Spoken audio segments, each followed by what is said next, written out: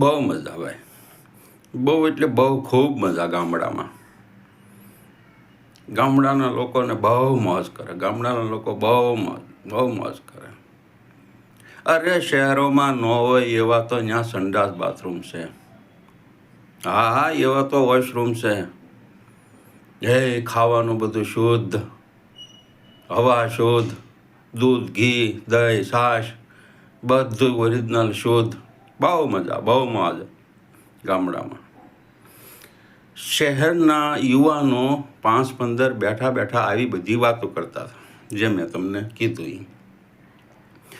એક વડીલ શાંતિથી સાંભળે છે આ યુવાનોની વાત.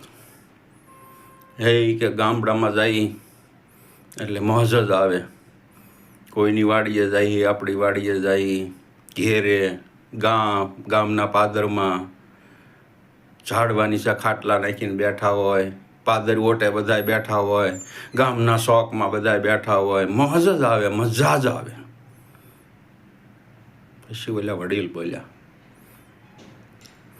કે ભાઈ તારી કેટલી ઉંમર છે? યુવાને કીધું કે કાકા 25 વર્ષ, 25-26 વર્ષ થયા અમારે. અહીં સુરતમાં કેટલા વર્ષથી છો? કાકા મારો જન્મ જ કે સુરત થયો. એમાં ભાઈ તને કાંઈ ખબર નથી, અને ત્યાં તારા પપ્પાને ક્યારેય પૂછ્યું નહીં હોય, એટલે આજની પરિસ્થિતિ તું વર્ણવીશું.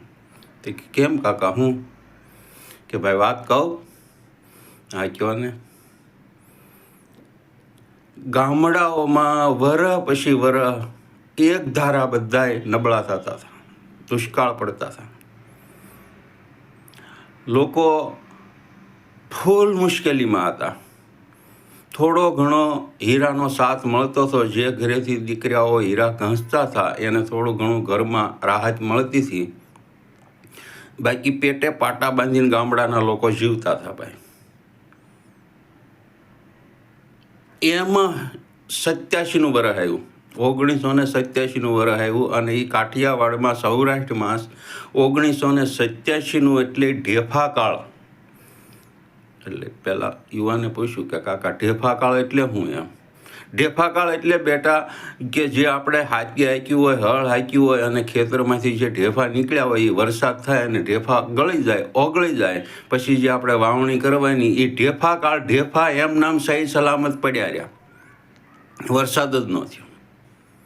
લોકો ફૂલ મુશ્કેલીમાં મુકાણા. જે છોકરાઓ હીરા ઘસતા હતા એ ઘરે થોડી ઘણી રાહત મળતી હતી, પણ જે ઘરે હીરામાં કોઈ નહોતું એ લોકોને તો બહુ મુશ્કેલી પડી, અતિબારી મુશ્કેલી.